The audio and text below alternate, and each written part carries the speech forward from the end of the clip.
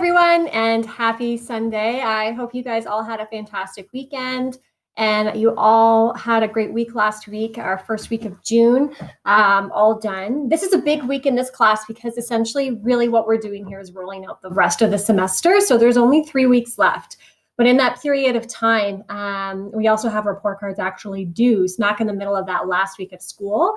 And the ministry has told us that we need to teach right into the end of the semester. So things are a little bit different than what you were definitely used to. There will be no final 30 in that there's no final performance task and there's no final examination. But in this class, there's a final project. And so I will be introducing that project this week, and you'll be working on that until the final Monday of the semester. And then I'll explain a little bit about what we're going to be doing sort of after that part. But really what you're going to be assigned this week is going to be the last assignments for the rest of the course. So that's, a pretty exciting thing, I think. I know that it's been a real struggle for so many of you just in terms of managing your home life and all the responsibilities that you have, and then distance learning, in and of itself is really stressful. And it looks more and more like September is going to be different for many people as well, as COVID-19 continues. So I just want to give you guys so much praise, and I'm so proud of you guys for just getting through this and being champions. We really have been in this all together. It's not been easy, but the work you have been producing has been really fantastic, and I've really enjoyed staying connected with you guys. So all I'm saying is just keep your eyes on the prize, and we'll get through the rest of the semester together. So I'm going to spend some time now in this lesson going through what we're going to do this week and then the final project. So this video is really important that you do sit in on and take some time to really go through. And then I probably won't post a video next week just because I'm going to be rolling out the final project, and you're going to be working on the final project all next week. So you'll see that actually in our weekly breakdown. This actually includes next week as well, right here. Monday, June 15th to Friday, June 19th, because you'll just be working on the final project, okay? So let's start with what I have assigned to you guys on Monday. So tomorrow, we have one last lesson for the whole course. This is International Business Trends. Believe it or not, we actually got through all of the content that I would normally take you through. We just didn't have tests, and we didn't have one major project. So that's pretty good. I think we've done really well. So I'll toot my own horn there as well. But this is the last lesson. So for this task, I want you to go through the lesson, and then when you are done, I want you to prepare 1 paragraph answer minimum. And I want you to post it to our classroom discussion post. So this is really there for everyone to see in our class. And I want everyone to participate in adding comments to each other's posts. The reason that I'm asking for this is because I think that you'll find what each other has to offer really interesting, because I want you guys to reflect on, school next semester. The Ministry of Education has asked us educators to give them feedback on what we think September should look like, knowing that it's probably not going to be a normal school year. But I think that we really should be asking you guys, because you're the students who have been in this, doing this work from home. So what I want you guys to reflect on is to look through the lesson and think about the different technologies, processes, and attitudes for schooling in the era of COVID. So I want you to talk to your parents, your siblings, whomever in your circles, and I want you to write a paragraph minimum answer to post in a classroom discussion post, and as to how you think both school and businesses will or should change come September. So I definitely want you to think about school. Okay, because I'd love to get your feedback that I can then take to the ministry.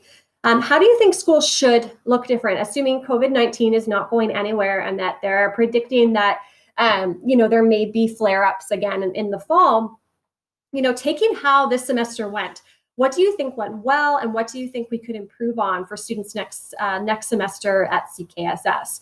How should high school look different? How should teachers be doing virtual learning? How do you think students learn best in a virtual space?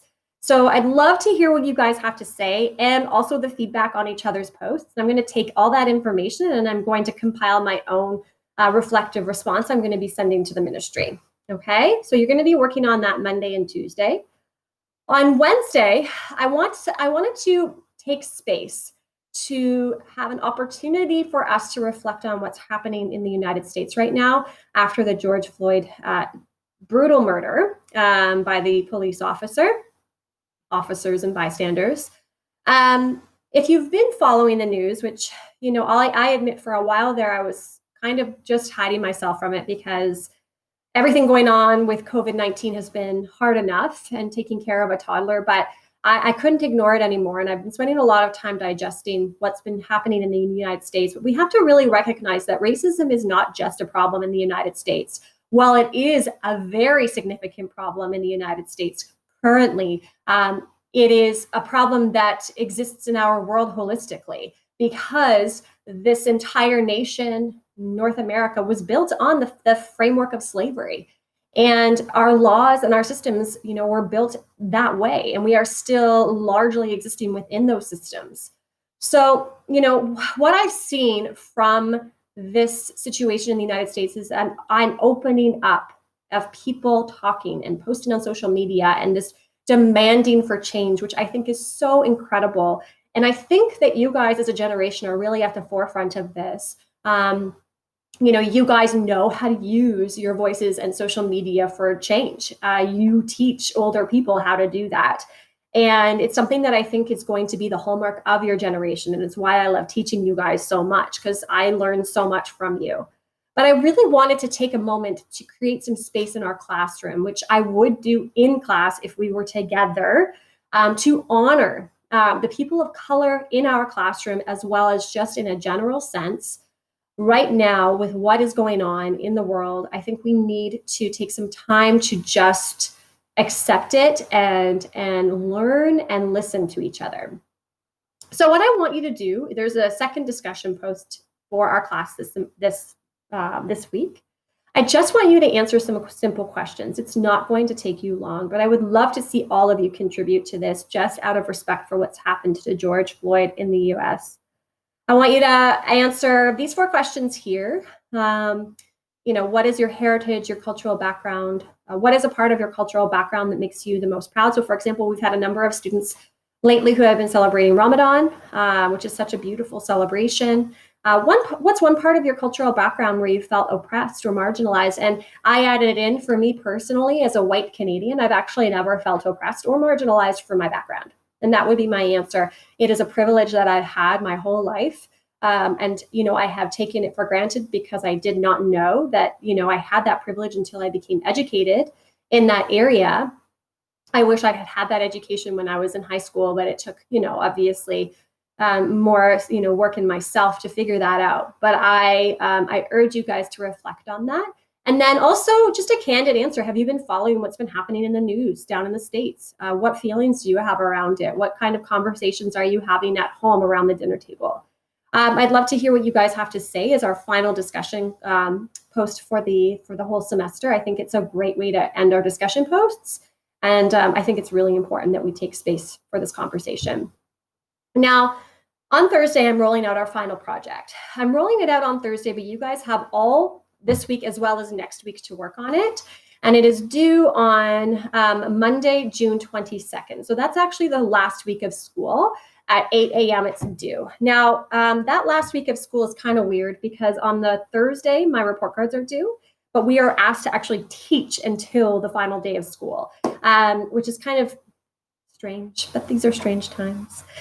So what I'm going to do is, this is our final assignment for which you will be marked. Okay, so it is due the Monday on the 22nd at 8 a.m. I cannot take any late submissions because I have to get your report cards in. So you guys are going to see these marks come through very quickly because I have to. And then the rest of that week, I'm going to be just posting some really cool videos, TED Talks, just things for you to kind of absorb and sit on your couch and watch, just to kind of culminate the course and culminate your semester as grade 12 students. And I'm also, again, just going to have a short little survey to get some feedback from you guys because I want to know what I can do better next semester, knowing that I'll be teaching online.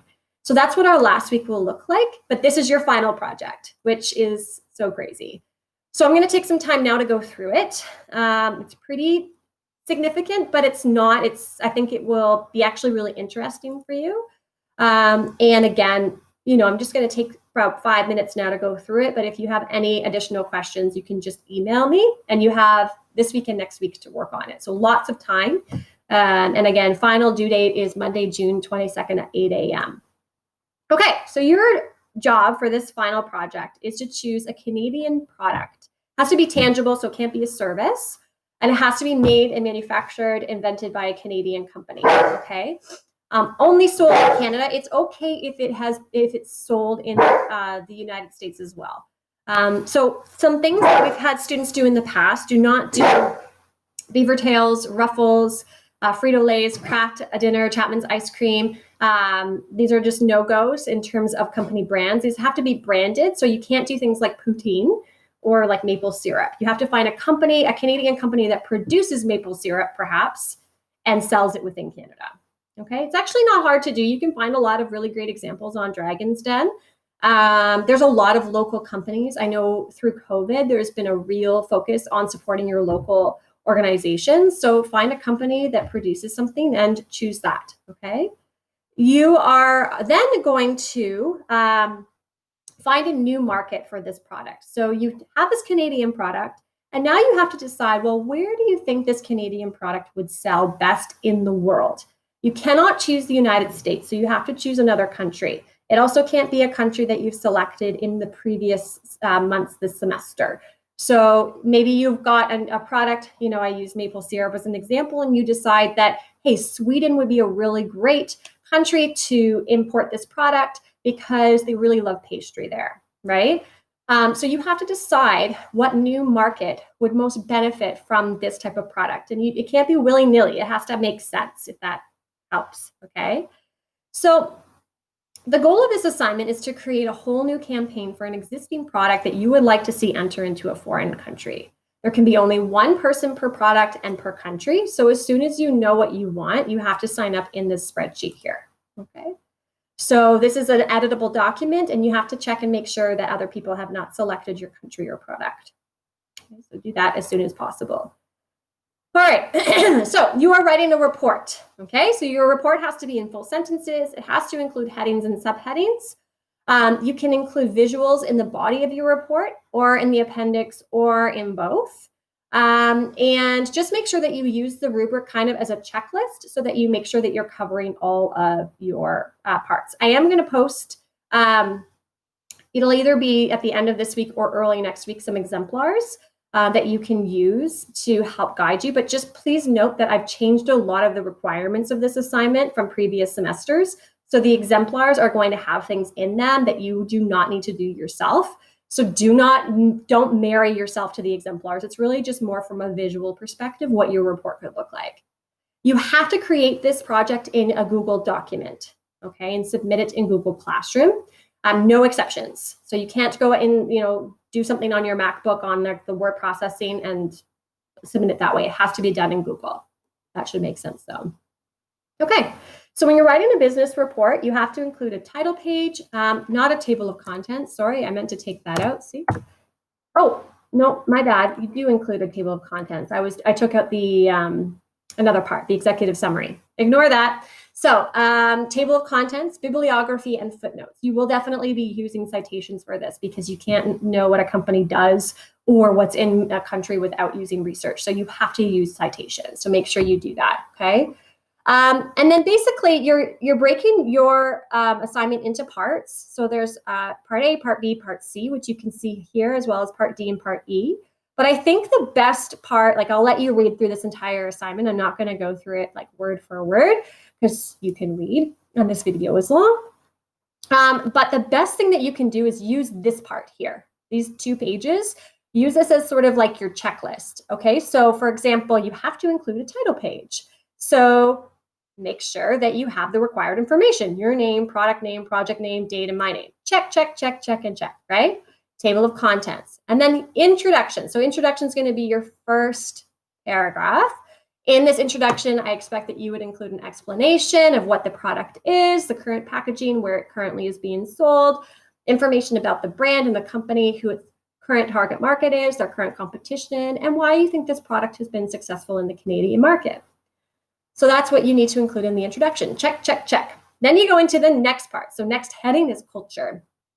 Okay. And in the culture part, I've outlined everything that I want to see within this section. So like really, this is your pseudo Bible part, like where you go through and you just check off what you need to include. Okay. Again, I'm not going to go through it right like in this video because it's fairly long-winded and it's all broken down here for you. But I do fully expect that you're going to have questions. So I'm really happy to answer any of those questions. What I will do is put out a post on Monday next week, and I'll leave it so that you guys can make comments on the post. And in those comments, you can ask questions and I can reply to those questions so that all of your classmates can see the answers.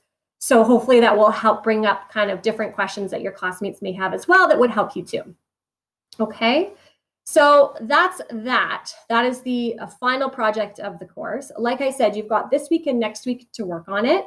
And you know, it's basically a culmination of everything that we learned this semester. So it's a really great recap and a really great thing to do as you enter into university next year, especially if you are going into business, because it's going to reinforce your learning during this very strange time and everything that you'll need to know for university. And it's also going to help you figure out how to write a proper business report, which is what you'll need as well for next year. Okay. So that sums up the week. Again, I won't be doing a video next week necessarily. I may just pop on and say a quick hello. But what I will post is an exemplar of a project, as well as a place where you guys can ask questions and I can answer the questions on our Google Classroom so other people can see. Okay. So that's a wrap. If you guys have any questions, send me an email though. Hang tight. We are almost there. Like you can legit now see the end of the finish line.